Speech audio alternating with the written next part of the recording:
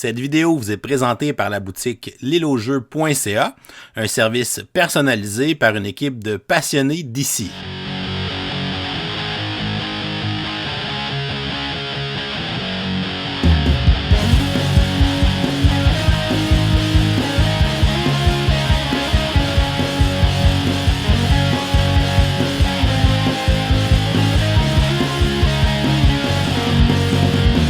Salut les gamers, bienvenue à Professeur Board Game, je m'appelle David. Aujourd'hui à Board Game 101, je vous présente le jeu Space Base qui a été voté par nos supporters Patreon le mois dernier. C'est un jeu qui a été édité en 2018 par AEG et qui a été traduit en français par Edge. C'est un jeu de l'auteur John D. Clare qui est l'auteur du système Card Crafting dont Mystic Vale ou Edge of Darkness. C'est un jeu qui peut jouer de 2 à 5 joueurs et dont les parties vont durer environ de 45 à 60 minutes. Le but du jeu va être de marquer le plus de points de victoire. Les joueurs seront des commodores dans l'espace qui vont contrôler une flotte de vaisseaux spatials et on va avoir un tableau de cartes devant soi qui va représenter cette flotte avec des vaisseaux qui vont être numérotés de 1 à 12. Durant la partie, on va pouvoir dépenser de l'or pour aller acheter des nouveaux vaisseaux pour placer sur notre plateau personnel, ce qui va faire glisser les cartes qui s'y trouvaient déjà dans la zone qui est en haut de notre plateau. C'est un jeu où on va activer les effets des vaisseaux avec des dés. Donc à chaque tour, le joueur actif va lancer 2 dés et tous les joueurs pourront activer des effets sur leur tableau de jeu selon les résultats des dés. Donc soit en prenant les deux résultats ou en prenant la somme des deux pour activer un emplacement qui est plus élevé sur leur plateau. Et on va tenter comme ça de faire des combos, de se construire un moteur pour aller faire le plus de points et remporter la partie. Alors, Space Base, je vous montre comment on joue, ensuite je vous dis ce que j'en pense, et comme on est le premier lundi du mois, on va lancer notre concours du lundi pour le mois d'avril 2022 dans lequel vous pourriez gagner une copie de Space Base. On va installer une partie pour 2 joueurs. Premièrement, on va séparer les cartes vaisseaux en niveau 1, 2 ou 3. Et on va les mélanger pour former des pioches face cachée. On va ensuite révéler de chacune de ces pioches 6 cartes face visible sur la table, ce qui va former le chantier naval, qui est l'endroit où on va pouvoir se procurer des vaisseaux pendant la partie. À côté, on va placer les cartes colonies en ordre croissant, donc de la plus petite carte à la plus grande carte. On va ensuite se faire une réserve avec les cubes charge et on va aller placer les 2 dés sur la table. Chaque joueur va recevoir un plateau console de commandement qu'il va placer devant lui, sur lequel on retrouve des emplacements numérotés de 1 à 12, ainsi que 3 pistes dans le bas de celui-ci. Les joueurs vont se choisir une couleur et recevoir les vaisseaux de départ de cette couleur. Ils vont ensuite les placer sur les emplacements de 1 à 12 de leur plateau console de commandement en regardant les chiffres qui sont dans les carrés gris pour les associer au bon emplacement sur leur console. On aura donc une carte dans chacun des 12 emplacements au début de la partie. Ce seront nos vaisseaux de départ dans notre flotte. Les joueurs vont aussi recevoir un cube jaune, un cube vert et un cube bleu qu'ils vont utiliser sur les 3 pistes dans le bas de leur plateau. Le cube jaune va nous servir sur la piste d'or et on va le placer sur la case 5 au début de la partie. Le cube vert nous servira pour la piste de revenus. Il va commencer à 0. Et le cube bleu va nous servir pour les points de victoire. Il va lui aussi commencer à 0. Tous les joueurs vont ensuite piocher une carte vaisseau de niveau 1 et vont aller la placer sur leur console de commandement à l'endroit indiqué par la carte. Donc ici, c'est dans l'emplacement 10. Je vais donc retirer la carte dans mon emplacement 10. Je vais la retourner de l'autre côté et je vais la glisser sous mon plateau pour laisser seulement la case rouge visible et je vais la remplacer par la carte que je viens de piocher. On va de plus diminuer la valeur de notre or de départ de la valeur du coût de cette carte. Donc cette carte coûte 3 pièces. Je vais donc commencer la partie avec 2 pièces restantes. Le joueur qui a pioché la carte avec le numéro de secteur le plus haut sera désigné premier joueur et on va lui remettre la carte premier joueur qu'il va conserver toute la partie. Si jamais on a plusieurs joueurs qui ont montré une carte du même niveau, à ce moment-là, on va simplement lancer un dé et le joueur qui aura le plus haut résultat sera désigné premier joueur. Et les autres joueurs vont recevoir une compensation. Donc, le deuxième joueur va recevoir 1 or supplémentaire au début de la partie. Si on avait un troisième joueur, il recevrait une compensation de 2 ors. Et si on avait un quatrième et un cinquième joueur, ils auraient une compensation de 1 sur la piste de revenus. Donc, ils avanceraient leur cube vert sur la case 1 au début de la partie. Et le premier joueur va prendre les dés et va les placer devant lui. Il sera donc le premier joueur actif au début de la partie.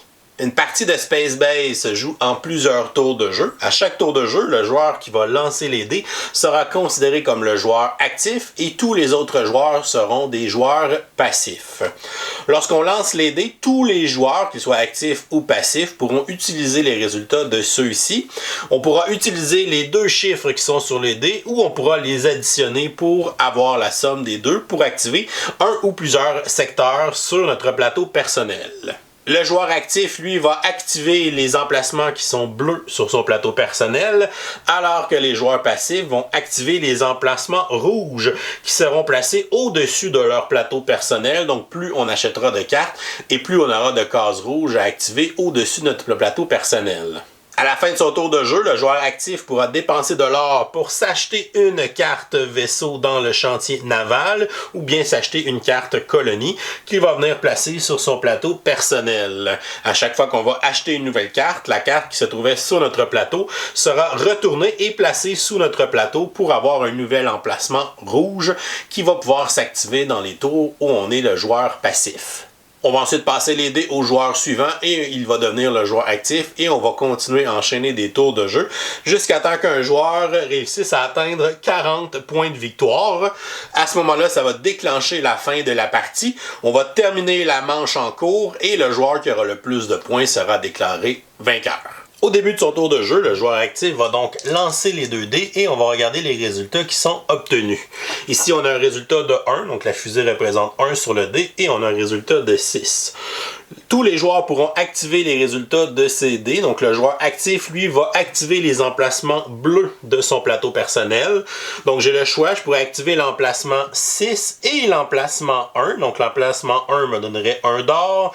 L'emplacement 6 me donnerait aussi 1 d'or. Ou je peux additionner les deux. Donc, ici, ça fait un résultat de 7 pour activer l'emplacement 7 à la place, qui donnerait 3 d'or, ce qui serait plus rentable dans mon cas. Donc, je vais avancer de 3 sur ma piste d'or, je vais passer de 2 à 5. Le joueur passif va pouvoir lui aussi utiliser les résultats des 2 dés. Donc, il peut activer le secteur 1 ou le secteur 6 ou bien le secteur 7. Mais lui peut seulement activer les emplacements rouges au-dessus de son plateau. Comme il n'a aucun emplacement rouge au-dessus du 1, du 6 et du 7, à ce moment-là, il ne peut rien activer dans son tour de joueur passif. Si j'avais lancé 1 et 2 à la place, donc mon joueur actif aurait pu activer les secteurs 1 et 2 pour se faire 2 pièces. Et puis mon joueur passif aurait pu additionner les 2 chiffres pour avoir une valeur de 3 et activer son secteur passif pour lui aussi faire 1 or. Si j'avais obtenu double 5 par exemple sur mon résultat, je pourrais activer le secteur 5 2 fois, donc c'est-à-dire faire 2 fois une pièce d'or. Ou je pourrais les additionner ensemble pour aller activer le secteur 10 qui me donnerait 4 pièces d'or et 1 de revenu. Donc j'aurais gagné 4 or sur la piste avec le cube jaune et j'aurais avancé de 1 sur la piste de revenu. Donc ça aurait été plus rentable ici. Donc j'avais 2, j'aurais plus 4, on serait rendu à 6 pièces d'or. Et mais j'ai maintenant 1 de revenu. Une fois que tous les joueurs ont activé leur secteur, le joueur actif seulement va pouvoir procéder à une phase d'achat. Il peut acheter une seule carte parmi les cartes qui sont dans le chantier naval ou bien il pourrait acheter aussi une carte colonie à la place. Pour acheter une carte, on doit avoir le coût demandé en or. Donc ici, j'ai 6 pièces d'or. Donc je pourrais acheter n'importe quelle carte qui a un coût de 6 et moins. Disons que je veux acheter cette carte ici qui est niveau 1. C'est une carte qui va aller sur le secteur 12. On va donc retirer la carte du secteur 12. On va la retourner de l'autre côté et la glisser sous notre plateau pour gagner l'emplacement passif. Et je vais placer ma nouvelle carte sur l'emplacement 12. C'est une carte qui va pouvoir me générer des points de victoire qui sont représentés par l'icône de la fusée. Lorsqu'on effectue un achat dans la phase d'achat, peu importe combien d'or la carte va coûter, on va redescendre jusqu'à 0 sur la piste d'or. Une fois la phase d'achat terminée, on va remplir le chantier naval avec des nouvelles cartes, des niveaux appropriés selon ce qu'on vient d'acheter. Donc ici, on va aller retourner une nouvelle carte niveau 1 pour compléter le chantier naval. Si jamais on a acheté une carte de colonie, elles ne seront pas remplacées. On a seulement les 12 exemplaires pour toute la partie. Et pour terminer notre tour de jeu, on va regarder le revenu qu'on a sur la piste avec le cube vert. Donc si j'ai un revenu de 1, et si notre cube jaune est en bas de notre cube vert, on va amener le cube jaune au même emplacement, ce qui veut dire que ça devient un peu notre nouveau minimum d'or. Et ensuite, on va passer les dés au joueur suivant qui va lui devenir le joueur actif et il va les lancer pour commencer son tour de jeu. Donc ici, j'ai le double 5. Donc lui va activer son secteur 10, il va gagner un point de revenu. Et le joueur passif va activer son secteur 10 ici dans le carré rouge et va gagner 3 d'or. Donc il va passer de 1 à 4. Et ensuite, ce joueur va pouvoir aller dépenser ses 4 pièces dans sa phase d'achat. En plus des cartes qui peuvent nous faire gagner de l'or, des revenus et des points de victoire qui sont enregistrés directement sur les pistes dans le bas de notre plateau, il y a certaines cartes vaisseaux qui auront des pouvoirs spéciaux qui devront être activés grâce au cube de charge. Donc on doit préalablement avoir des cubes sur la carte avant de pouvoir activer l'habilité de celle-ci. De plus la partie avance, plus les joueurs vont acheter des cartes et plus ils auront de cartes dans leur section passive. Il n'y a pas de limite de cartes qu'on peut avoir vis-à-vis un secteur dans la zone passive. Tant qu'on achète des cartes du même numéro, elles vont s'empiler les unes par-dessus les autres. On aura donc plusieurs bénéfices lorsqu'on activera ce secteur dans le tour des autres joueurs. Disons que je suis le joueur actif et que je lance 6 et 3 sur les 2 dés et je vais décider d'aller activer les secteurs 3 et 6. Ce ne sont pas des secteurs qui nous donnent de l'or, des revenus ou des points de victoire, mais on voit qu'il y a des emplacements pour placer des cubes de charge. Donc lorsqu'on va activer ces secteurs, on va tout simplement prendre un cube de charge de la réserve et le placer sur les emplacements carrés qui sont faits pour accueillir ces cubes. Certaines cartes, comme la carte numéro 6, ont plusieurs emplacements et selon le nombre de joueurs, on devra remplir tous les emplacements avant de pouvoir activer l'habileté de cette carte.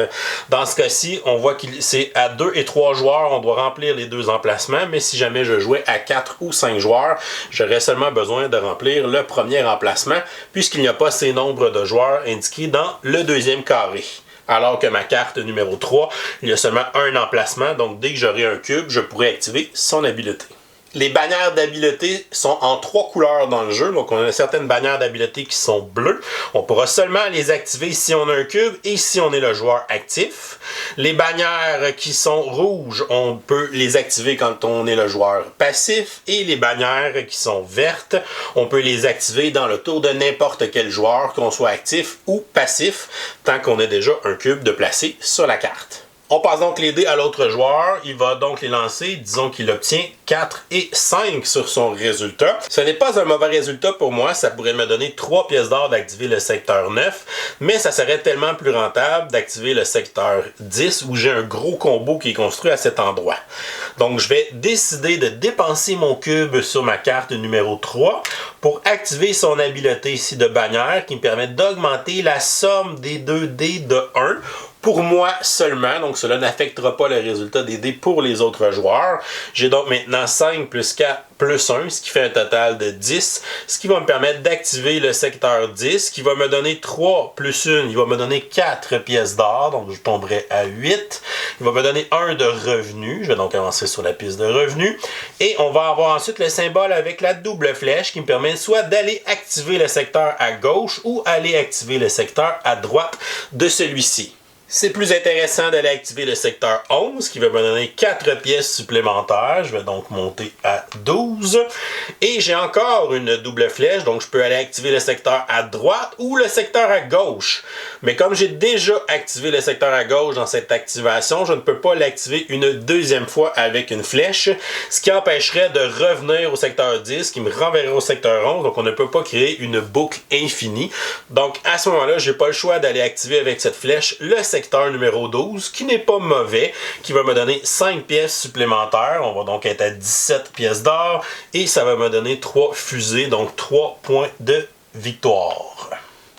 Regardons maintenant les autres types d'habiletés qu'on peut retrouver dans le jeu. Donc pour la carte numéro 6, quand je réussirai à mettre un deuxième cube, je pourrai utiliser mes 2 cubes pour activer cette habileté qui me permet de placer une charge n'importe où. Donc je pourrais placer un cube sur n'importe quelle de mes cartes qui peut accueillir des cubes. Donc je pourrais aller la mettre sur ma carte numéro 12 ici. Pour ma carte numéro 7, lorsque j'aurai un cube dessus, je pourrai l'activer seulement dans le tour de joueur actif, puisque c'est une bannière d'habileté bleue. Donc, s'il y a un cube dessus et que je suis joueur actif, je peux dépenser mon cube pour activer son habileté qui fait perdre 4 points de victoire à tous les autres joueurs. Ils vont donc perdre 4 sur leur piste de points de victoire. On ne peut pas tomber en bas de 0. Et par la suite, je peux acheter 1 ou 2 cartes dans le chantier naval. Lorsqu'on fait des achats grâce à des habiletés qui nous disent d'acheter, on ne dépensera pas tout notre or comme dans la phase d'achat. Donc si j'achète 2 cartes qui valent 2 chacune, je vais seulement perdre 4 pièces d'or, je vais tomber à 13. Et par la suite, quand je vais arriver dans la phase d'achat, si je fais un autre achat, là je vais retomber à 0 comme d'habitude. Pour la carte numéro 8, donc si je réussis à l'activer et placer un cube dessus, je pourrais faire son habileté dans un tour où j'aurai le joueur actif puisque c'est une bannière bleue. Donc si par exemple à mon tour suivant je lance 6 et 5, je pourrais activer le secteur 11 qui me donne 8 pièces. Mais là je pourrais activer l'habileté de ma carte 2 fois pour multiplier par 2 ce secteur. Donc ça me donnerait 16 pièces. Donc ici je passerais de 13 à 29, donc ce qui ferait beaucoup d'or dans un tour de jeu. Pour ma carte numéro 9, à chaque fois que je vais l'activer dans mon tour actif, je vais gagner 6 pièces d'or et je vais pouvoir aller placer un cube sur cette carte. Et pour activer son habilité, je devrais l'activer 3 fois auparavant dans une partie à 2 et 3 joueurs. Et lorsque ça sera le cas, je vais pouvoir faire son habileté. Donc son habileté, c'est que je vais dépenser mes 3 cubes dans un tour où je suis le joueur actif, puisque c'est une bannière bleue. Et ça va me permettre d'interchanger toutes les cartes qui se trouvent dans le secteur 12 avec celles qui sont dans le secteur 1. Autant les cartes qui sont sur notre plateau que les cartes qui sont au-dessus. Donc je vais échanger ces 2 secteurs. Donc ce qui veut dire que je vais avoir des cartes très puissantes qui vont s'en aller sur mon secteur 1 qui lui est beaucoup plus facile à activer que le secteur 12. Si je réussis à activer mon secteur 10 dans mon tour actif, on dit que je vais revendiquer 2 cartes de niveau 2. Donc le mot-clé revendiquer, c'est qu'on va gagner les cartes de façon gratuite. On n'a pas à payer les coûts en or, donc je peux prendre n'importe quelle des cartes niveau 2 qui sont dans le chantier naval et les placer sur mon plateau personnel. Et par la suite, je m'en en ai dans la phase d'achat et je pourrais acheter une autre carte. Et pour la carte qui se trouve dans le secteur 12, c'est une carte unique qui peut me permettre de gagner la partie immédiatement si je réussis à activer son habileté. Donc je dois placer éventuellement 5 cubes sur cette carte. Donc je devrais activer cette carte 5 fois ou réussir à placer des cubes avec d'autres habiletés qu'on a fait tout à l'heure pour pouvoir activer son habileté et remporter la partie, peu importe les points de victoire que les joueurs ont présentement. Donc c'est une façon alternative de gagner avec cette carte, mais qui n'est pas facile à réaliser. Lorsqu'on achète une carte colonie, elle fonctionne un peu différemment des cartes vaisseau. On va la placer dans l'emplacement, donc ici c'est dans le secteur 7, donc je vais glisser cette carte sous mon plateau pour avoir cette habileté-là. Ensuite, je vais marquer les points de victoire qui sont indiqués sur la carte colonie, donc ça me donne 9 points de victoire d'avoir acheté cette carte. Ça va me coûter tout mon or parce qu'on peut seulement les acheter dans la phase d'achat. Et ensuite, je vais pouvoir aller faire les points, donc 9 points, je vais donc monter à 12. Et la différence, c'est qu'on ne pourra plus acheter de cartes dans le secteur 7. Donc lorsque j'ai une carte colonie, je ne pourrai pas la tasser de là. Je ne pourrai pas placer d'autres cartes dans le secteur 7 jusqu'à la fin de la partie. Même si les pistes de plateau sont limitées à 40, on peut aller au-delà de 40, que ce soit en or, en revenu ou en points de victoire durant la partie. Et on va continuer à enchaîner les tours de jeu jusqu'à temps qu'un joueur se rende à 40 points de victoire, ce qui va déclencher la fin de la partie. On va finir la manche en cours jusqu'à temps que tous les joueurs aient été des joueurs actifs le même nombre de tours. Donc on va terminer quand ce sera le joueur à droite du premier joueur qui terminera son tour de jeu. Et à ce moment-là, on va regarder quel joueur a le plus de points de victoire et ce joueur sera déclaré vainqueur. Si on a une égalité, on va jouer une manche supplémentaire pour essayer de départager cette égalité. Et si c'est encore égalité après cette manche supplémentaire, on va jouer des manches supplémentaires jusqu'à temps qu'il y ait un vainqueur parmi ceux qui étaient à égalité. Et voilà, c'est comme ça qu'on joue à Space Base. Je vous reviens avec mon opinion personnelle. Qu'est-ce que je pense de Space Base? Premièrement, on va regarder les côtés positifs.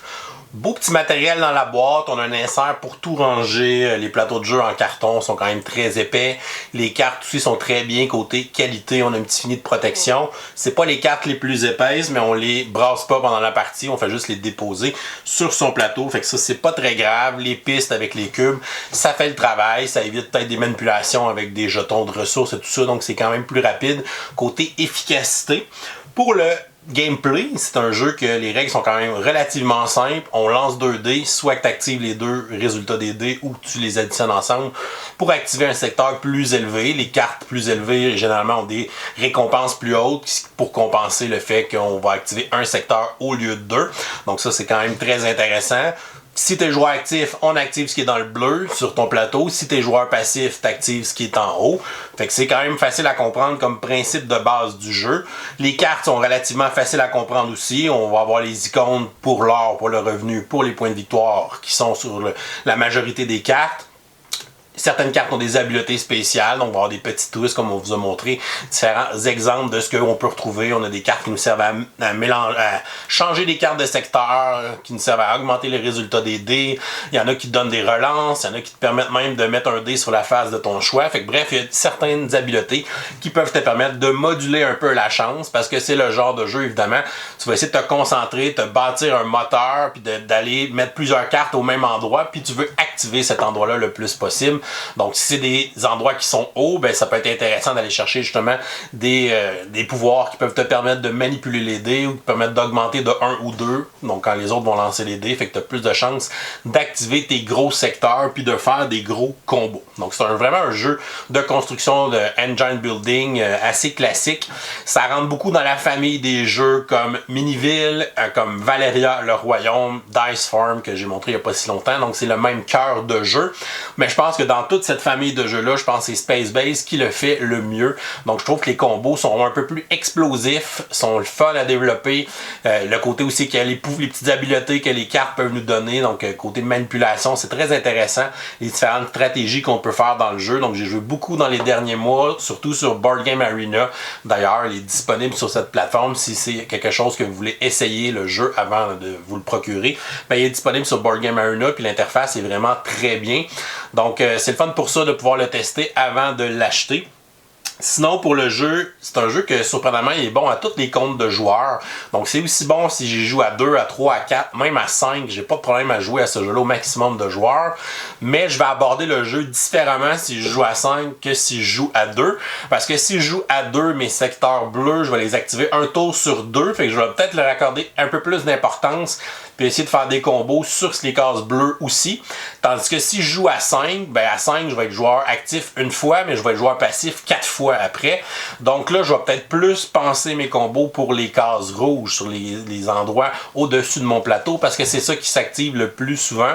Fait que je vais peut-être moins porter attention aux combos sur mon plateau personnel dans la zone bleue. Fait qu'il faut vraiment s'adapter au nombre de joueurs pour nos différentes stratégies. Fait que ça, je trouve ça intéressant. Ce qui est le fun avec ce système de jeu, c'est qu'il n'y a pas trop de temps mort, parce que même dans le tour des autres joueurs, je suis joueur passif, donc je vais porter attention aux résultats qu'il a lancés, parce que j'ai des choses à activer moi aussi pendant le tour des autres. Fait que tu n'as pas l'impression de t'ennuyer, que tu sois joueur actif ou joueur passif, le jeu roule quand même très bien. Puis ils ont bien fait de limiter la phase d'achat à une carte, comme ça, ben c'est pas trop long pour le joueur actif de prendre sa décision. Il va regarder combien il y a de pièces d'or. Ok, ben là j'ai 8 pièces d'or, ok, ben là je peux acheter une carte niveau 1 ou une carte niveau 2. Ok, ben il y a une carte qui est le secteur 8, c'est lui je suis en train de développer, je m'en vais chercher, je rajoute, puis après ça on enchaîne au prochain tour, fait que c'est quand même très rapide le tempo, fait que ça c'est intéressant. C'est un jeu que il y a quand même une certaine interaction, faut pas trop être absent de ce que les autres font, faut regarder un peu ce qu'ils développent comme engin, parce que par exemple, si un joueur a déjà 3 cartes dans sa zone passive de son chiffre numéro 7, puis qu'il y a encore une carte numéro 7 qui sort dans le chantier naval, ben c'est peut-être une bonne idée de ne pas lui laisser cette carte-là, m'amener pour pas que son combo devienne de plus en plus explosif. Donc j'ai joué des parties des fois que les joueurs me laissaient aller, puis j'avais réussi à mettre 6 cartes sur mon numéro 4. Puis en plus, c'est un numéro à un chiffre, un numéro que je peux activer 2 fois dans le même tour, puis qu'il y a beaucoup de chances de revenir dans les zones passives des autres joueurs, parce que c'est un résultat net sur le dé. Donc les résultats en bas de 7, évidemment, c'est plus facile à activer parce qu'on les active avec un seul dé. Donc, les gens m'avaient laissé aller, m'avaient laissé toutes les cartes numéro 4, mais à ce moment-là, c'est un peu de leur faute si mon engin était trop efficace. Donc, il faut porter attention à ce que les autres font pour essayer de les bloquer puis pas leur laisser justement toutes les bonnes cartes pour qu'ils développent un méga engin puis qu'on mange une méchante volée. Et justement, ça me fait enchaîner sur les points négatifs. Donc la première chose, c'est que c'est le genre de jeu qui ça arrive souvent que les parties sont pas très serrées. Donc j'ai déjà fait des parties où j'ai fait 40-50 points puis qu'il y a des joueurs qui étaient encore à 2 points. Donc c'est ce genre de jeu-là. C'est quand même une course à se rendre à 40 points de victoire, puis souvent on veut se construire un engin trop lentement, on va acheter des cartes qui donnent beaucoup d'or, puis là on s'achète des nouvelles cartes qui donnent plus d'or, puis des cartes qui donnent de l'or, puis là on se rend compte de m'amener, ben l'autre joueur est déjà à 30 points, fait qu'il est pas trop loin de son 40 puis déclencher à la fin de la partie. Fait que là il faut que je commence à enchaîner des points, mais je suis un peu en retard dans mon affaire, fait qu'il faut penser rapidement à mettre des cartes qui vont nous faire générer des points dans notre engin, de ne pas attendre trop longtemps. Fait que ça, il faut faire attention et c'est ça qui peut créer des situations justement très inégales dans les scores à la fin de la partie dans ce jeu-là. Sinon, pour le matériel, le plateau, il est bien, mais j'aurais aimé ça un plateau de double couche justement pour les emplacements, pour nos cubes sur nos différentes pistes, parce que on peut l'accrocher puis on peut plus savoir on était à combien de points, combien de revenus, combien d'or, etc.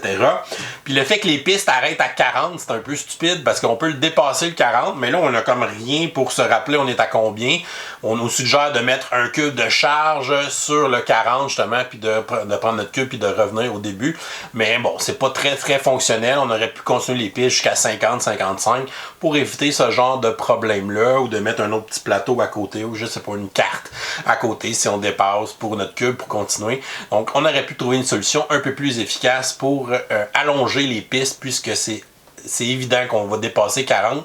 Pour les points de victoire, des bonnes chances, parce qu'à 40 on déclenche la fin de la partie, fait que généralement on va dépasser un peu. Puis même pour l'or, ça peut arriver qu'on dépasse le 40. Il y a justement une carte qui coûte 42, donc c'est sûr qu'on va dépasser si on va acheter cette carte colonie pour le secteur 12. Le thème spatial est semi-générique, je vous dirais. C'est pas une expérience thématique très intense.